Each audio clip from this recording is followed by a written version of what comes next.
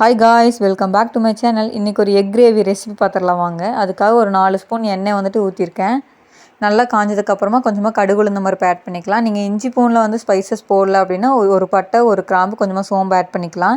நான் வந்துட்டு இஞ்சி பூண்டில் அரைச்சிருக்கேன், அதனால் நான் வந்து போடலை. ஒரு பெரிய சைஸ் வந்துட்டு வெங்காயம் வந்து கட் பண்ணி இது கூட ஆட் பண்ணிக்கலாம். இது கூட கொஞ்சமாக கருகாப்பில் ஆட் பண்ணி இது நல்லா வந்துட்டு கோல்டன் ப்ரௌன் கலர் வர வரைக்கும் நல்லா வதக்கிக்கலாம். அதுக்குள்ளே நான் வந்துட்டு முட்டையை வந்து ஒரு 4 முட்டை வேக வச்சு எடுத்திருக்கேன். நீங்களும் வந்துட்டு ரெடி பண்ணி வச்சுக்கோங்க. இப்போ இது நல்லா வதங்கிட்டே இருக்கட்டும். ஃப்ளேவருக்காக வந்து ஒரே ஒரு பச்சை மிளகா வந்துட்டு இது கூட ஆட் பண்ணலாம். உங்களுக்கு பச்சை மிளகாவோட ஃப்ளேவர் வேண்டாம் அப்படின்னா இதை வந்துட்டு ஸ்கிப் பண்ணிடுங்க. நான் ஒன்று வந்து போட்டுக்கிறேன். இப்போ இது நல்லா கலந்து வந்ததுக்கப்புறமா கோல்டன் ப்ரௌன் கலர் வரணும். அதுக்கப்புறம் ஒரு 1/4 ஸ்பூன் இஞ்சி பூண்டு பேஸ்ட் வந்துட்டு இது கூட ஆட் பண்ணிக்கிறேன். ஆட் பண்ணி இஞ்சி பூண்டு பேஸ்ட் வந்து பச்சை வாசம் போனதுக்கப்புறமா ஒரு 4 தக்காளி, மீடியம் சைஸ் தக்காளி வந்துட்டு ஆட் பண்ணி இது கூட வந்துட்டு கொஞ்சமாக உப்பு ஆட் பண்ணோம்னா தக்காளி வந்து சீக்கிரமாக வந்து வதங்கிடும். அதுக்காக கொஞ்சமாக நான் வந்துட்டு உப்பு ஆட் பண்ணிக்கிறேன். இப்போ இது நல்லா வந்துட்டு கலந்து விட்டுடலாம்.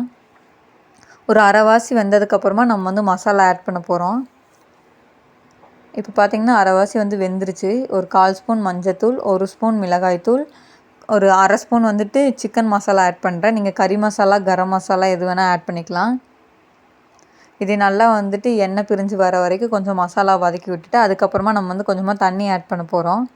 அப்போ தான் மசாலாவோட பச்சை வாசம் வந்து போகும். அதுக்காக இப்போ இது நல்லா வந்துட்டு இந்த மாதிரி குத்தி விட்டிங்கன்னா கிரேவி வந்து நல்லா திக்காக கிடைக்கும். தக்காளி, வெங்காயம் வந்துட்டு நல்லா வந்துட்டு மேஷ் ஆகிக்கும். நான் ஒரு டம்ளர் தண்ணி வந்துட்டு இதில் ஊற்றிருக்கேன்.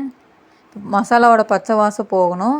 அதே சமயம் தக்காளி இதெல்லாம் வந்துட்டு நல்லா வெந்து வரணும். அதுக்காக இப்போ நான் வந்து கட் பண்ணி வச்சுருக்க முட்டையை வந்துட்டு ஆட் பண்ணுறேன். இந்த முட்டையில் வந்துட்டு நான் 4 சைடு வந்துட்டு கீரல் போட்டிருக்கேன். இந்த மாதிரி போட்டு அடிச்சிட்டிங்கன்னா மசாலா வந்து உள்ளே இறங்கும். டேஸ்ட் வந்துட்டு நல்லாயிருக்கும். இப்போ நான் வந்து கொஞ்சமாக உப்பு வந்து செக் பண்ணிக்கிறேன். எனக்கு பத்தலை, அதனால் நான் வந்து கொஞ்சமாக ஆட் பண்ணியிருக்கேன்.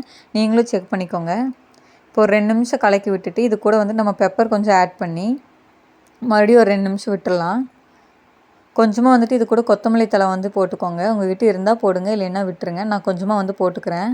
சூப்பராக எக் கிரேவி வந்து ரெடி ஆகிடுச்சு. இது சாப்பாடு, சப்பாத்தி, வெரைட்டி ரைஸ் எல்லாத்துக்குமே சூப்பராக இருக்கும்.